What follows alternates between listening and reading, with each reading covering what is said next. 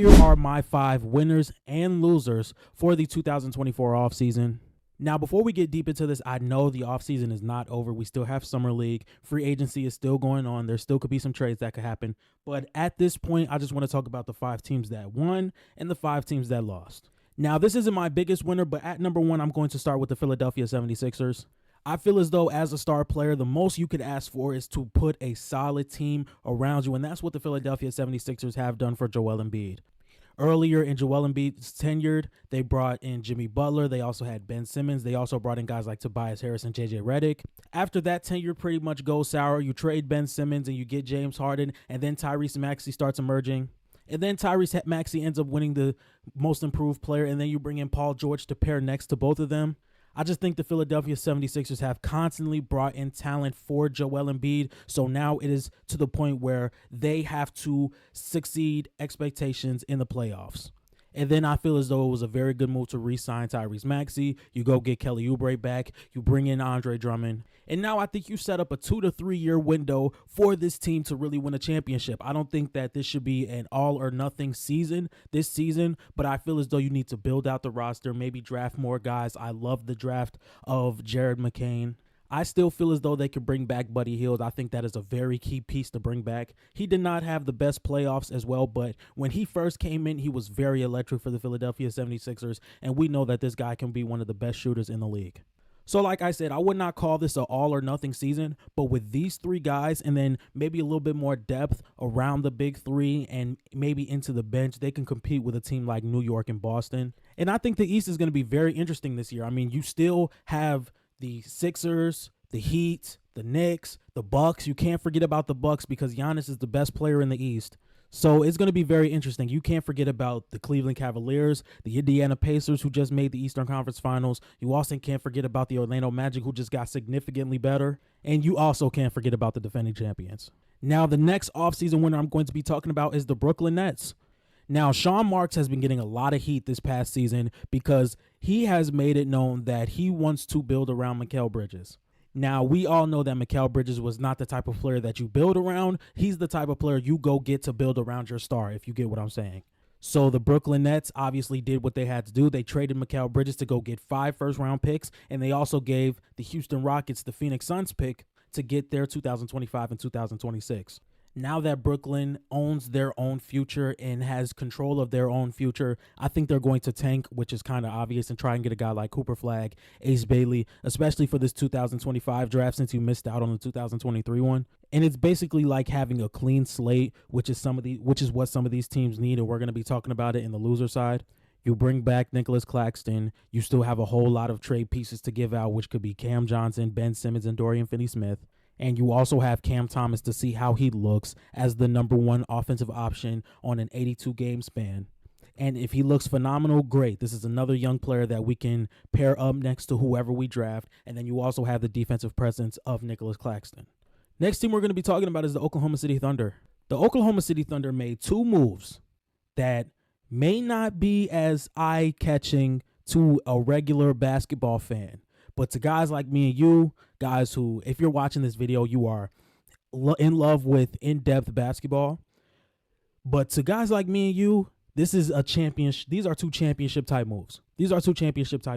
Because you bring in Alex Caruso, who is one of the more efficient corner shooters in the league, who is also one of the better perimeter defenders in the league. Not even better, best. One of the best perimeter defenders in the league, period. One of the guys with the best hands in the league.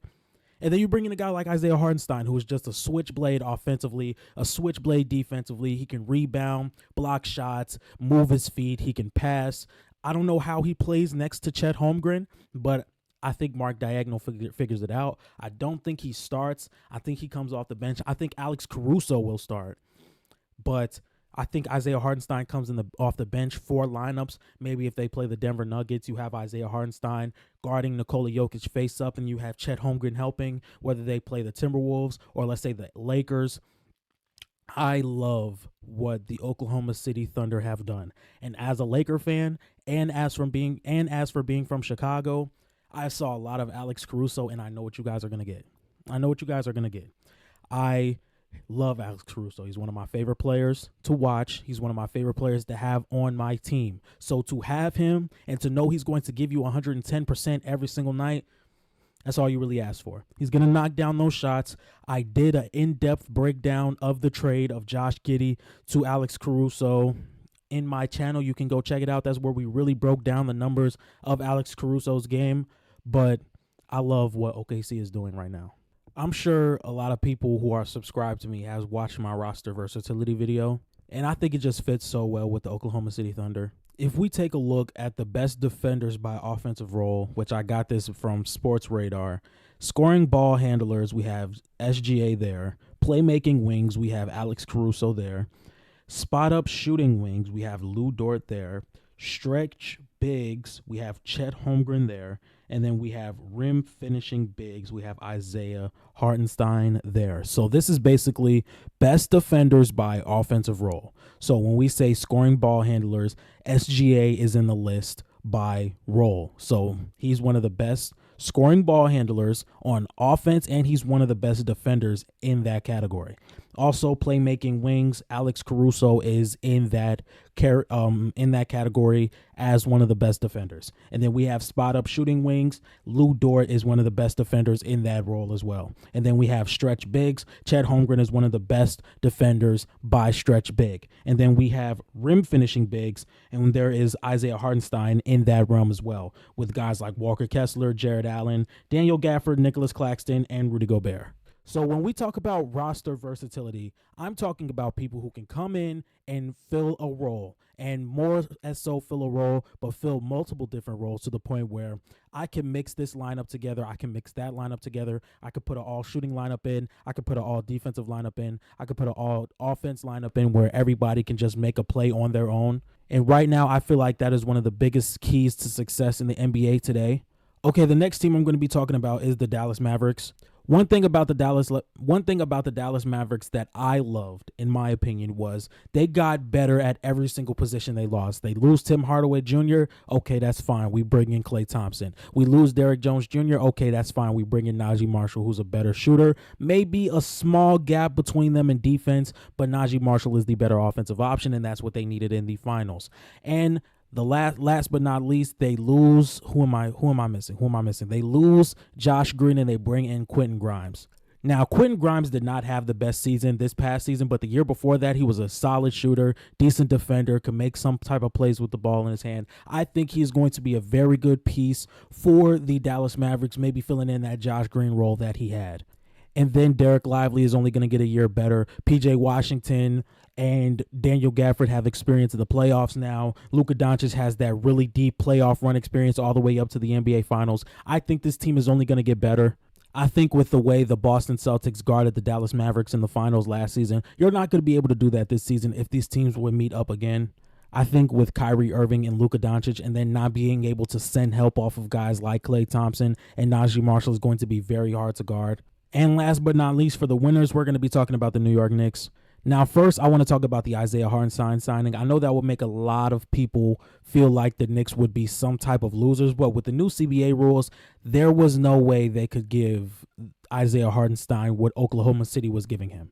And if we look at Isaiah Hartenstein's situation, you're making a boatload more than you would be making in New York, and you still get to compete for a championship. I'm pretty sure Isaiah Hartenstein wanted to stay in New York, but the fact that you're making that much more in your contract and you still get to compete for a championship, I wouldn't be mad at him. But as for New York, you still have Precious Achiuwa, you still have Mitchell Robinson, who both of those guys showed really good signs in the playoffs. You also have Jalen Brunson. Julius Randle will be coming back. But let's talk about the two things that I want to talk about the most. OG Anunoby and Mikal Bridges being your set of wings. Now, the reason I like this so much is because they match up so well against the Boston Celtics. As of right now, if I were to pick a team to go to the NBA Finals, it would still be the Boston Celtics because I've seen them on the court together. This could change halfway through the season, who knows? But I really like how the New York Knicks match up against the Boston Celtics. There are bodies to throw at Jason Tatum and Jaylen Brown for the Knicks, and there's also bodies to throw at Jalen Brunson and Julius Randle if you're the Celtics. I feel as though this 7-game series would be fantastic. And this is the type of move which, like, yeah, you give up 5 first-round picks to go get Mikal Bridges. Yeah, you lose Isaiah Hartenstein in free agency. Yeah, you gave a lot of money to OG Anunoby. But this is the type of year where you go all in. You saw the type of success that the New York Knicks had in the playoffs last year. And it was a second-round exit, but this team was injured, and they were able to put up a fight like that against a team like Philly, against a team like Indiana. If they win against Indiana, I still think they could have gave a solid fight to Boston as well, even being hobbled as they were. And now you get one of the most durable players in the NBA in Mikal Bridges, who could be one of the better three-point shooting and, could be probably the best 3-and-D wing in the league. Now, I know I talked about this in an earlier video, but I also want to bring up Mikal Bridges' 2022 stats, which was the last time he was looked at as a third, maybe fourth option on offense. And he averaged 17 points per game, 47% from the field, and 39% from three. Also was a plus 6.7 in offensive. Let me say that again. Plus 6.7 in efficiency differential, plus 14 in expected wins, and plus 8.6 points per 100 possessions. These were all career highs for Mikal Bridges. And this guy is durable. He does not miss games. I think the New York Knicks absolutely stole some of the best pieces in the offseason. And now you put guys like Mikal Bridges and OG next to Jalen Brunson and Julius Randle. You move Dante DiVincenzo to the bench. Josh Hart comes off the bench. Precious Achiuwa and Deuce McBride also come off the bench. This is a team that can roll 9-10 players deep in a playoff scenario. Anyway, thank you everybody for watching this video of some of the offseason winners. We're going to do the offseason losers in another video because I can't just switch my energy like that because my favorite team is in the offseason losers list. But if you guys like this type of content, make sure you like, comment, and subscribe. Make sure you like, comment, and subscribe for our next video. Let's get 5 likes. Let's get 5 likes. If we get 5 likes, I will do the off-season losers video. Anyway, if you guys like this type of content, make sure you like, comment, and subscribe. And I'm out. Peace.